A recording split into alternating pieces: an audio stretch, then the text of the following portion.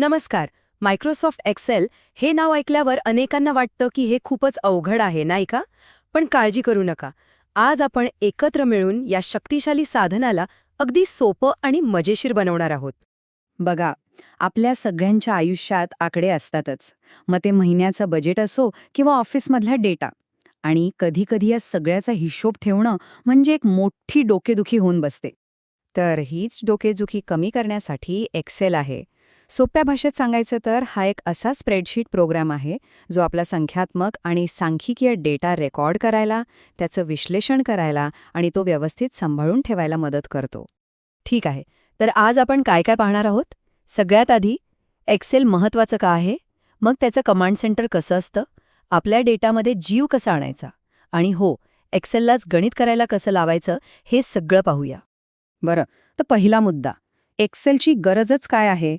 बघा, अगदी साध्या रोजच्या खर्चापासून ते मोठ्यात मोठ्या डेटापर्यंत सगळं काही यात मॅनेज करता येतं. आपलं महिन्याचं बजेट बनवण्यासाठी तर हे एक उत्तम साधन आहे. आता वळूया एक्सेलच्या कमांड सेंटरकडे. याला म्हणतात रिबन. हे अगदी आपल्या टूलबॉक्ससारखं आहे, जिथे एक्सेल वापरण्यासाठी लागणारी सगळी महत्त्वाची साधने म्हणजे टूल्स एका जागी मिळतात. ही आहे ती रिबन. याच्यावर वेगवेगळे टॅब्स आणि बार्स आहेत, म्हणजे एकाच प्रकारची कामं करण्यासाठीचे कमांड्स एकत्र ग्रुप केलेले आहेत. त्यामुळे कोणतंही काम करणं खूप सोपं होतं. होम टॅबपासून सुरुवात करूया. आपला डेटा चांगला आणि सुबक दिसावा यासाठी जे काही बेसिक फॉर्मॅटिंग लागतं, म्हणजे अक्षरांचा फॉन्ट बदलणं, त्यांना अलाइन करणं, नंबर स्टाईल बदलणं, हे सगळं इथून करता येतं. पुढे आहे इन्सर्ट टॅब. नावाप्रमाणेच इथे आपण आपल्या शीटमध्ये नवीन गोष्टी ॲड करू शकतो, जसं की टेबल्स, चार्ट्स किंवा अगदी फोटोसुद्धा. यामुळे आपला डेटा दिसायला आणखी आकर्षक वाटतो. आता पेज लेआउट टॅब. समजा आपल्याला ही स्प्रेडशीट प्रिंट करायची आहे, तर ती कागदावर कशी दिसेल, तिची मार्जिन किती असावी, हे सगळं आपण इथे सेट करू शकतो. आणि हा आहे फॉर्म्युला टॅब. खरं तर एक्सेलचा पॉवर हाऊस. यात एक्सेलचे सगळे बिल्ट इन फॉर्म्युले म्हणजे फंक्शन्स सापडतात. साध्या बेरीज वजाबाकीपासून ते मोठ्या आर्थिक गणनेपर्यंत सगळं काही इथेच आहे. नंतर येतो डेटा टॅब. खूप सारा डेटा असेल तर त्याला सॉर्ट करण्यासाठी किंवा फिल्टर करण्यासाठी हा टॅब वापरला जातो. एवढंच नाही तर आपण बाहेरून म्हणजे इंटरनेटवरून सुद्धा डेटा इथे इम्पोर्ट करू शकतो. कमाल आहे ना? बरं, रिव्ह्यू टॅब. जेव्हा आपण एकाच फाईलवर टीमसोबत काम करतो तेव्हा हा खूप उपयोगी पडतो. इथे स्पेलिंग चेक करता येतात, कमेंट्स टाकता येतात आणि कोणी काय बदल केले हे सुद्धा पाहता येतं. आणि शेवटचा टॅब आहे व्ह्यू टॅब. नावाप्रमाणेच इथे आपण आपली वर्कबुक कशी दिसावी हे ठरवू शकतो.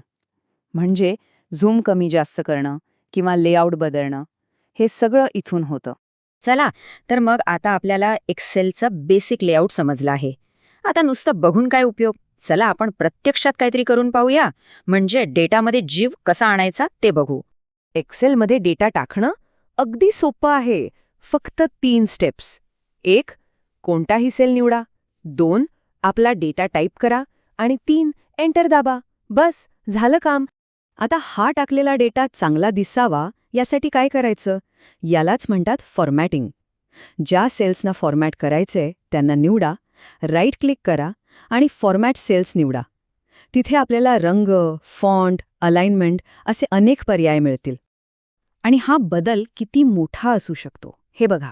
एका बाजूला आहेत साधे आकडे आणि दुसऱ्या बाजूला बघा, फक्त काही क्लिक्समध्ये आपण त्यांना करन्सी फॉर्मॅट दिला आहे.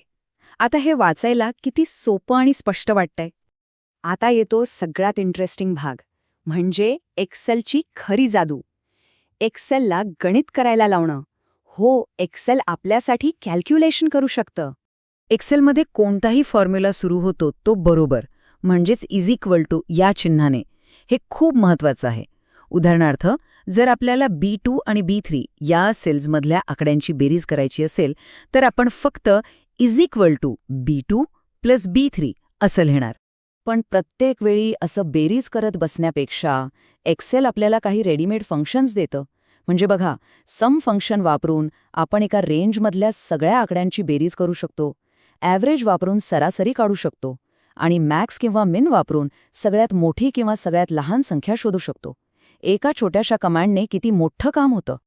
तर पायलट, अवघ्या काही मिनिटात आपण एक्सेलचा एक भक्कम पाया रचला आहे. आता प्रश्न हा आहे की ह्या पायावर आपण काय उभारणार आहोत? एकदा उजळणी करूया. आज आपण काय काय शिकलो?